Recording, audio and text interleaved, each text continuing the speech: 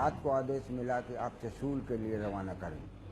सन 1962 में अब ये चसूल आ गया, तो ये चसूल बहुत ही बड़ा हवाई अड्डा था, जिसको हमारा काम था बचाना, ताकि जरूरत पड़ने पर यहाँ से हवाई जहाज़ें काम कर सके और अपनी जमीन को सुरक्षित रखना।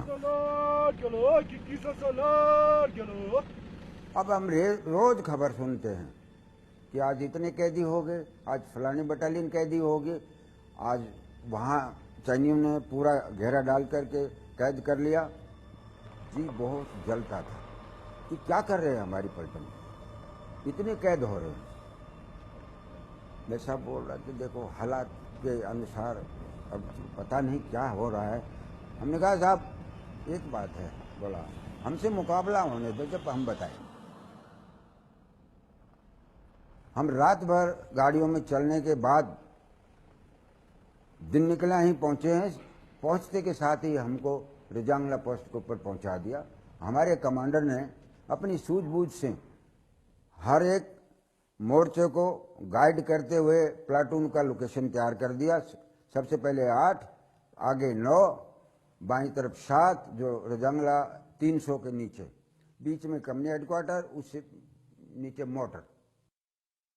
17 नवंबर को मोर्चे वगैरह हमारा तैयार हो गया था, तो हम 18 नवंबर के लिए नीचे से टैंक लाने की कोशिश कर रहे थे कि हमारे पास टैंक चढ़ करके आ जाए, क्योंकि चसूल में टैंक आ चुका था।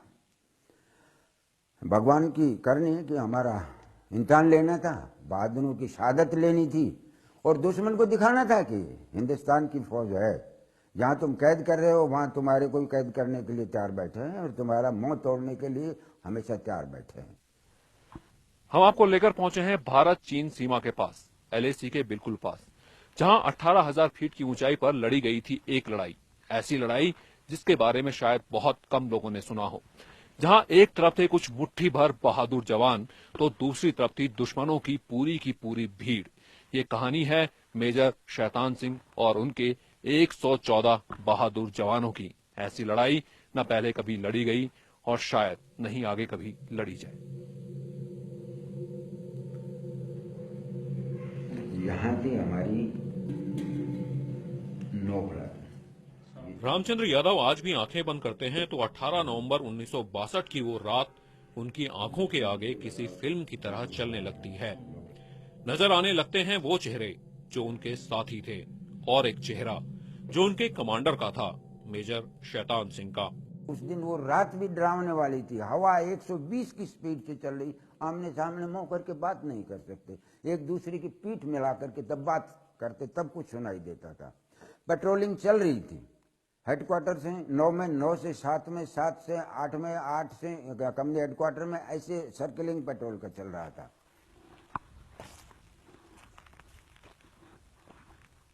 ये कहानी है समुद्र तट से 18,000 फीट ऊंची दुर्गम बर्फीली चोटी पर बनी रिजांगला पोस्ट की, जहां मेजर शैतान सिंह की कमान में 13 कुमाऊं की चार्ली कंपनी के अहीर रणबांकुरों ने जिस बहादुरी से लड़ाई लड़ी, उसकी गूंज आज भी इन चोटियों में सुनाई देती है।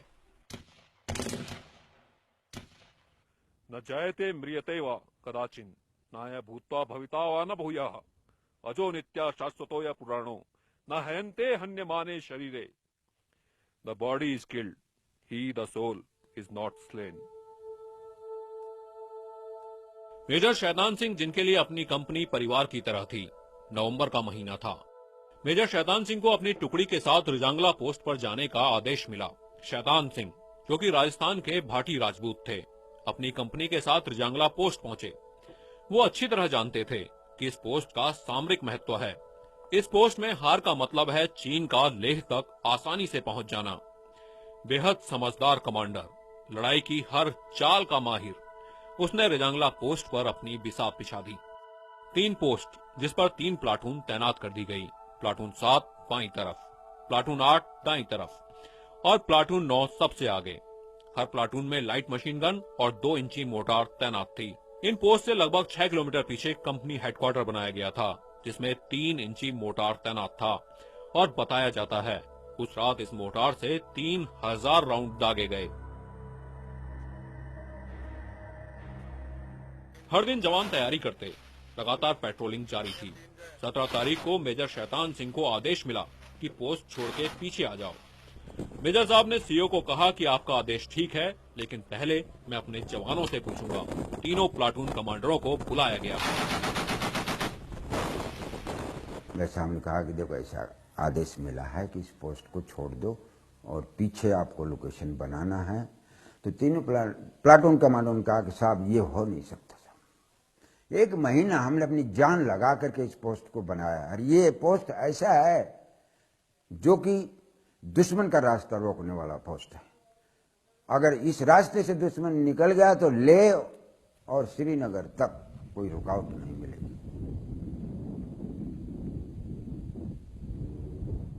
रात 3:30 बजे का वक्त 120 से 130 किलोमीटर की रफ्तार से चलती हवा कि अचानक पहला फायर हुआ लाइट मशीन गन से। उस लाइट मशीन गन ने ठीक 3:30 बजे एक लंबा फायर, पूरा पहाड़ गूंज गया, एकदम लंबा बर्स्ट फायर हुआ।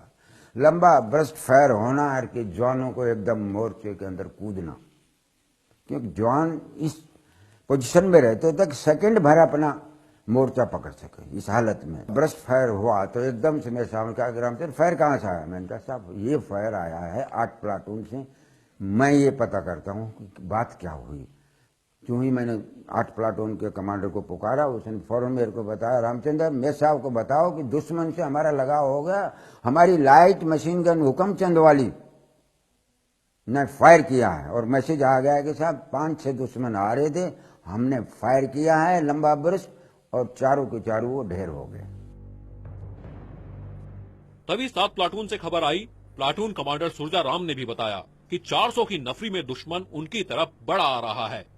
दुश्मन लगभग 300 की नफरी में 8 नंबर प्लाटून की तरफ भी बढ़ा। ऊपर से चाइनीज अपने सैनिकों को हैवी आर्टिलरी सपोर्ट दे रहे थे। हालात ये थे कि एक दूसरे से बात करने का भी मौका नहीं मिल रहा था। हर इंच पर बम बरस रहे थे। ऐसे में मेजर शैतान के शब्द जवानों के लिए हौसला बन जाते, जो अपनी परवाह न कर एक पोस्ट से दूसरी पोस्ट तक जा रहे थे। हमारे सामने करीब 350 की नफरी दुश्मन चल के आ रहा है और आगे वाले के पास हथियार है, पीछे जो है खाली चल रहे हैं, लेकिन हम रेडी हैं। जो हमारी मार में आएंगे हम अपनी कार्रवाई करेंगे। जब हालात ये हुई, दुश्मन का बमबार्टमेंट इतना भारी शेलिंग शुरू हो गया साहब कि एक दूसरे को ये मौका नहीं दे रहा कि कब किससे बात करें। मैं साहब ने कहा धैर्य रखो बेटे, धैर्य रखो, दुश्मन तो चल के आ रहा है, बम्बारमेंट आ रहा है, आने दीजिए, जहां गिरता है गोला गिरने दीजिए, फटता है फटने दीजिए, जिसकी आई है जाएगा, जो जिंदा रहेगा वो लड़ेगा, हिम्मत रखना है। 3 इंच मोर्टार से फायर किए गए, दुश्मन पर काबू पा लिया गया। पूरे इलाके में मौत का सन्नाटा पसर गया। हमारी 3 इंच मोटर को आदेश दिया कि कोडवर्ड तोता, कोडवर्ड मैना, कोडवर्ड चंडीगढ़, ये बांटा हुआ टारगेट था। हमारी 3 इंच मोटर ने फायर शुरू कर दिया एकदम। मैं साहब ने बोला कि मेरे अंडर मोटरें फायर करेंगे, जब मैं स्टॉप बोलता हूं तो स्टॉप ही कर देना है। फौरन उनका बम्बारमेंट का जवाब बम्बारमेंट से दिया कि ये पता चला कि इस पोस्ट के ऊपर तो बम्बारमेंट का भी बंदोबस्त है। शांत हो गया, 8 प्लाटून ने वो काबू कर लिया उसके ऊपर, दुश्मन के ऊपर। वहां करीब 150-200 दुश्मन मर गए, बाकी फिर वापस भाग गए। चुप हो गया मामला, फायरिंग भी बंद, बम्बारमेंट भी बंद। मेजर शैतान सिंह और उनके 114 जवान अपने संगरों के पीछे कुछ इसी तरह से तैनात थे और 114 जवान से जिनके पास हथियार भी कम थे, गोलीबारी करने के लिए जो असलाह था वो भी कम था और लगातार चाइनीज के ट्रूप उन पर हमला किए जा रहे थे। एक बार में 200 जवान आते चाइना की तरफ से, वो जैसे ही खत्म होते उनको, मेजर शैतान सिंह और उनके साथियों को इस बात का मौका भी नहीं मिलता कि वो दोबारा अपनी गन रीलोड करें। तब तक एक और भीड़ चाइना की तरफ से उन पर टूट पड़ी। लेकिन थोड़ी ही देर में एक और हमला हुआ। इस बार लगभग 1500 की संख्या में दुश्मन ने हमला बोला। इस बार हमला 8 प्लाटून की दाईं तरफ से हुआ। तभी एक शेल मेजर शैतान की बाजू पे आ लगा। फिर दुश्मन का बम्बारमेंट आ गया बेतरतीब, सांस नहीं आने दे रहा हमको एक दूसरे से। एक सेल ऐसा लगा मेरे साहब की बाजू में, और बाजू में सेल लगने के बाद मैं साहब बोला, रामचंद्र एक टुकड़ा लग गया भाई, आना जरा। मैं आया, हैंडसेट को बगल में रख करके मैं बोला, साहब क्या हुआ? वो कोट पार का था साहब के पास, उसमें हाथ दे के देखा। मैंने कहा साहब वो सेल का छिलका लग गया, कोई बात ना। मैंने अपनी पट्टी, फील्ड पट्टी होती है हमारे पास इमरजेंसी हालत के लिए, फट लिया और उसको कस दिया। अरे बोलो क्या कस रहा है? मैं बोला नहीं साहब खूब ब्लड आ रहा है, इसको मैं बंद कर देता हूँ। उसको निडर इतना, हौसले वाला इतना, नाम शैतान बाकी देवता। बोलो कोई बात नहीं, ये तो हो गया, लड़ाई में होता है ये, बोलो कैसे, चिंता मत कर। लड़ते लड़ते 6:30 बज गए और तब हल्के उजाले में नजर आया कि दुश्मन बड़ी संख्या में ठीक पीछे पहुंच गया। मेजर शैतान सिंह ने कहा, हमारी परवाह मत करो, 85 डिग्री पे मोर्टार से फायर करो। दुश्मन तितर बितर होने लगा, लेकिन तब तक वो अपनी कुछ पोस्ट बनाने में कामयाब हो चुका था। और इसी बीच मेजर शैतान सिंह के पेट में गोलियां लगी। मैं साहब थोड़ा जोशीला ज्यादा था, तो बोला, अरे रामचंद्र इधर को देखो ना। जो ही उसने देखा कि इधर को देखो ना, उसी टाइम एक लंबा ब्रस्ट आया मीडियम मशीन गन का, और यहां लगा मेरे साहब का। और यहां लगते ही 12 गोली भी थी मेरे साहब की। यहीं एक छोटा पोच होता है हमारे पास आर्मी में, उनकी गोली भी इसी के अंदर थी, वो गोली भी अंदर चली थी। और मेजर साहब एक बार तो बोला कि रामचंद्र, मैंने तो देख लिया था ब्रस्ट लग गया था, और वो जमीन के अंदर गिर गया। गिरते ही मैं फौरन उनके पास पहुंचा, रेंगता। हाँ क्या बात हुई साहब, क्या बात हुई? हवलदार मेजर बहुत दिलेर था साहब, फायरों का बीच से ही क्रॉलिंग करके मेरे पास आया कि रामचंद्र क्या बात है? मैंने कहा मेरे साहब के ब्रस्ट लग गया। फिर मेरे साहब की आवाज आई कि रामचंद्र, मैंने कहा, बोलो मेरा पेट में बहुत ज्यादा दर्द है, लूज मौसम का टाइम है। मैं यही कहा कि साहब परवाह मत करो साहब, आप अगर लूज मौसम होता है तो होने दीजिए आप, लेकिन टाइम नहीं है अभी कि आपका ये बेल्ट वेल्ट खोलने का। क्योंकि मैंने हाथ डाल के देखा मेरे साहब को, तो मेरे साहब की आंतें निकली आई थी, और वो बेल्ट से आंत डट रही थी सिर्फ। जब मैंने अंदर हाथ डाल के देखा कि ये क्या कहाँ से लगा है, मैं से तो बेहोश हो गए थे। जब मैंने देखा तो वो आंतें बाहर आ रही, लेकिन जो बेल्ट लगा हुआ था वो बेल्ट से दबी हुई थी, आधी इधर निकली आधी इधर निकली, लेकिन वो बेल्ट ने दबा रखी थी। मैंने कहा ये बेल्ट खोला और मेरे साहब खत्म हो। मैं बोला साहब कोई चिंता की बात नहीं साहब। बोला रामचंद्र एक बात, मेरी बात मान ले। मैंने कहा बोल साहब क्या बात है? बोला आप बटालियन में चले जाओ, और बटालियन में कमांडर साहब को, अपने को सीओ को बताना है कि कंपनी ऐसे लड़ी। मेजर शैतान सिंह के शरीर को खुद से बांध के रामचंद्र यादव ढलान पे लुढ़क गए। उनके ऊपर दुश्मन ने गोलियां बरसाई। शायद उस दिन किसी गोली पे उनका नाम नहीं लिखा था, और वो जिंदा रहे बहादुरी की कहानियां सुनाने के लिए।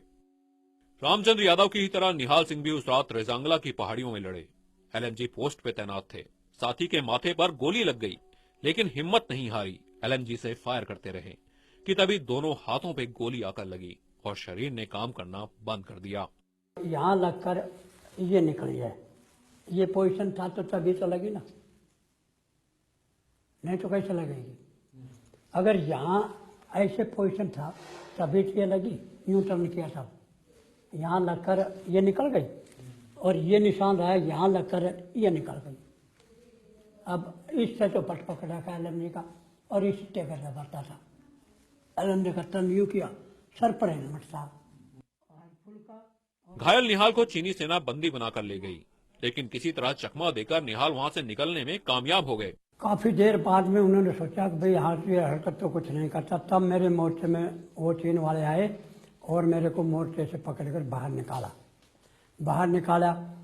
हमारे से उन्होंने पहले पूछा मेरा नाम, मैंने बतला दिया। उन्होंने पूछा व्हाट इज योर नेम, हमने अपना नाम बतला दिया, शर्मा निहाल सिंह।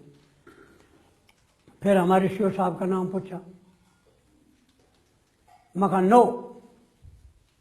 ये हमारे जब भी हम भर्ती होते हैं तो ये बताया जाता है कि अपना नाम बताओ, कोई एड्रेस अगर कोई चांस हो जाता है तो कभी नहीं बताना है। ये तो हमारे आर्मी की सिखलाई है। अगर भाई दुश्मन को अपनी सिक्योरिटी मत दो, अपना नाम पूछते हैं तो नाम बताना जरूरी है। ठीक है, बता दो। कहते हैं शायद उस दिन मेरी मौत नहीं लिखी थी, वरना आज मेरा नाम भी उन ऊंचाइयों पर मेरे शहीद भाइयों के साथ लिखा होता। गोलियां लगी और मेजर साहब के भी एक बस्ट यहाँ लगा, एक यहाँ लगा। मेजर साहब तो इतना धैर्य दिलाता था कंपनी को, हमको ऑर्डर मिल चुका था साहब आगे पीछे विड्रॉल करो, लेकिन हमारे तीनों कंपनी, हम तो ये दिन था उनका आखिरी टाइम था। किसी ने ये नहीं कहा कि साहब हम पीछे हटे रहेंगे, नहीं साहब हम तो पोस्ट को नहीं छोड़ेंगे, अपना जान चले जाए लेकिन देश की सीमा को हम कभी नहीं छोड़ सकते। और ये हमारे कंपनी को, हम जब जा रहे थे तो रास्ते में ऐसे हंसी मजाक करते जा रहे थे कि भाई 61 में गोवा में लड़ाई लड़ी और अब के बाद तो भाई बचाव नहीं है। मैंने भी ये कहा, मगर भाई हमारे तो ऐसे ही मजाक बातें करते जा रहे थे, मगर हमारे तो भाई मारने वाले तो गोली बनी नहीं है, लग बेशक जाए। यही भगवान के दिन वो परमात्मा ने बुलाया था और ये गोली इस हाथ में भी लगी और इसमें भी लगी। हमारे जवान मैदानी इलाकों से थे, उनसे कई गुना बेहतर तैयारी और हथियारों के साथ चीनी सेना पहुंची। जब गोला बारूद खत्म हो गया तो इन जवानों ने संगीन से हमला किया, लेकिन चीनी जवानों के पैडेड कोट के अंदर संगीन नहीं घुसी और फिर इन जवानों ने गुत्थम गुत्था की लड़ाई लड़ी। अपने हाथों से कई दुश्मनों को मौत की नींद सुला दिया। लांस नायक सिंहराम, जिन्हें मरणोपरांत वीर चक्र मिला। 7 प्लाटून के अंदर गुत्थम गुत्था की लड़ाई हो रही, अम्युनिशन खत्म हो गया हमारा। सिंहराम जिसको वीर चक्र मिला, एक दूसरे चाइनीज का सिर पकड़ के आपस में से वैसे मार रहा है, पैर पकड़ के पत्थर पे मार रहा है। इतना दिलेर उसका सिंहराम का बॉडी था, 6 फुटा जवान। हर जवान को दिख रहा है वो बैनेट नहीं जा रहा है तो उल्टे बल से सिर में मार रहे हैं, घुसा मार रहे हैं। हथियारों से भी नाकामयाब हो गए तो ठा ठा के पटक रहे हैं। हालत ये 7 प्लाटून के अंदर होगी और लड़ते लड़ते पूरी प्लाटून शहीद होगी, एक जवान तक नहीं बचा। उस दिन 124 जवानों की टुकड़ी ने 1300 से भी ज्यादा चीनियों को ढेर कर दिया। आखिरी जवान और आखिरी गोली तक लड़ाई चली। 114 बहादुर शहीद हुए और उनके ऊपर बर्फ की चादर बिछ गई। 10 फरवरी 1963 को जब रेड क्रॉस की टीम के साथ भारतीय सेना के अधिकारी वहां पहुंचे तो वहां का नजारा देख के दंग रह गए। जब फर्स्ट पोस्ट पे गए हैं 8 प्लाटून पे, और जब देखा है कि एक एक जवान के छाती में 20-20 गोलियां लगी है, फिर भी राइफल तान रखी, ग्रेनेड थ्रू कर रहा है, छाती में गोली लगी वहीं रह गया। दुश्मन की ये ताकत नहीं कि इस ग्रेनेड को छुटा लूं, जवान कैसे ही रह गया। अम्युनिशन ऐसे बिखरा पड़ा है जैसे कि बाजार के अंदर बेर बिखरा पड़ा हुआ, फायर किया हुआ। जिंदा रोन नहीं हमारा एक भी, सब फायर किया हुआ, टोटल फायर किया हुआ। वहां पर हमारा टीएन रैना साहब इतना भावुक हो गया कि रो पड़ा। और जो दिल्ली से अफसर आया था बोले धन्य है इनकी मायों ने जिन्होंने इनको जन्म दिया। मैंने कहा साहब आप तो मेरा कोर्ट मार्शल ले रहा था, और अभी तो एक ही पोस्ट है, अभी तो 2 पोस्ट और दिखाऊंगा आपको। जिन बहादुरों की शहादत आप देखोगे तब पता चलेगा। बोले साहब बस बस हो गया। मैंने सब एक 7 प्लाटून को तो जरूर दिखाऊंगा मैं। और जब 7 प्लाटून को दिखाया तो सिंहराम को लिटा के सिलाया है, सीधा सिलाया है, कम्बल उठाया है और बाइनेट राइफल का उसके सिरहाने गाड़ा है, उस पर हेलमेट रखा है, उसकी छाती के ऊपर इतना ऑफिसर ने लेटर लिख कर रखा है, चाइनीज ऑफिसर ने। तो आज भी वो लेटर हमारे ग्रुप के अंदर जिंदाबाद है। इतना बेस्ट सोल्जर उसको कहा कि वो देख रहा था कि ये जवान कैसे लड़ रहा है। पहले मोटर से फायर कर रहा था, ट्विंच मोटर से, और उसके बाद में इसने फाइटिंग किया और फिर एक एक को सिर पकड़ पकड़ के इसे मार रहा है। यह आदमी है कि हाथी है बोल। हर जवान ने अपना सबसे बड़ा बलिदान दिया। नर्सिंग सहायक धर्मपाल सिंह दाहिया का शव जब मिला तो उस वक्त भी उनके हाथ में मॉर्फिन का इंजेक्शन था। अपने साथियों का दर्द दूर करते करते ये बहादुर जवान खुद सबसे दूर चला गया। हम भर्ती हुए हैं तो देश की सीमा की रक्षा के लिए हुए हैं। अगर हम बुज़दिलापन दिखाएंगे, अगर हम नटें चाहे, लेकिन मेजर साहब की इच्छा होती तो विड्रोल का हुक्म मिल गया तो हम विड्रोल कर जाते, पीछे हट जाते। लेकिन पीछे हट जाएंगे तो वो तो पीछे तो सुन आगे फिर वहाँ जाएगा, भाई कब तक हम सीमा को छोड़ देंगे। जब हम भर्ती किस लिए हुए हैं? भर्ती इसलिए हुए हैं ना अपने देश की सीमा के लिए।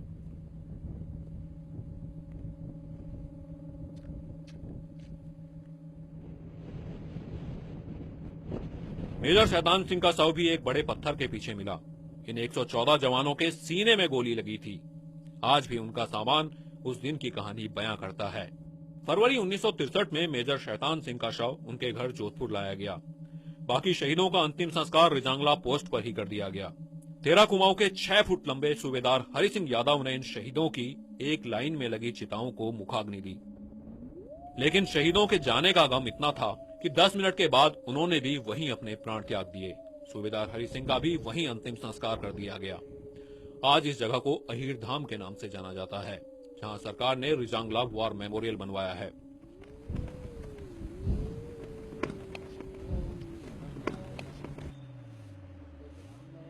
शूर वीरों में अतिशूर वीर वीर अहीर। उनका बचपन राजस्थान और हरियाणा के मैदानी इलाकों में बीता, लेकिन उसके बाद देश ने उन्हें पुकारा, जमीन ने उन्हें पुकारा और वो बहादुर चले गए लड़ने के लिए उन 18,000 फीट ऊंची पहाड़ियों पर, जहां सांस लेना मुश्किल था, जहां की उनको आदत भी नहीं थी, जहां -30 डिग्री तापमान था। लेकिन वो लड़े, बहादुरी के साथ लड़े और बहादुरी की एक ऐसी कहानी लिख डाली जो असंभव सी लगती है।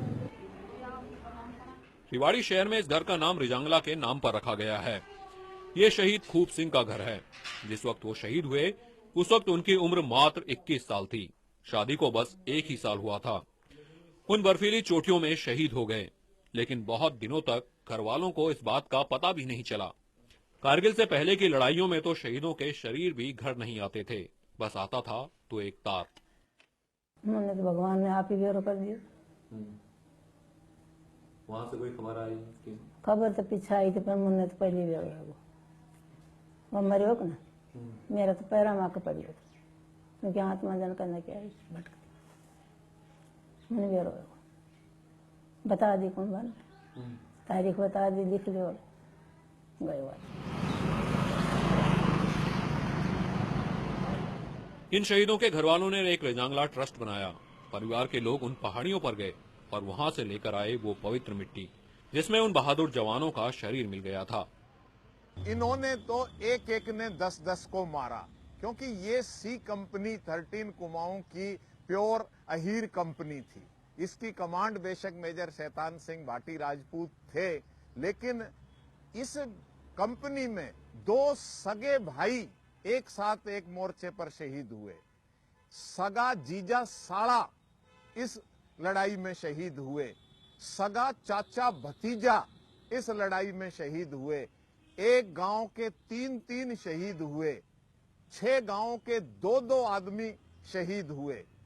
मतलब इस तरह का था जैसे एक परिवार पर कोई विपदा आ पड़ी है, आक्रमण हुआ है और एक परिवार के तरह से ये दुश्मन के ऊपर टूट के पड़े थे। अब हर शहीद के घर पर ये कलश जाता है और ऐसे लगता है जैसे वो जवान अपने घर वापस लौट आया हो। आप हमेशा जिंदा रहेंगे हमारे दिलों में। आपकी शहादत के बारे में अगर बताने लगे तो शायद शब्द कम पड़ जाए, लेकिन बताने का मकसद सिर्फ इतना है कि देश के बाकी लोग भी जाने कि बलिदान की कितनी बड़ी कहानी इन रणबांकुरों ने इस 18,000 फीट की ऊंचाई पर लिख डाली थी। आप हमेशा जिंदा रहेंगे हमारे दिलों में।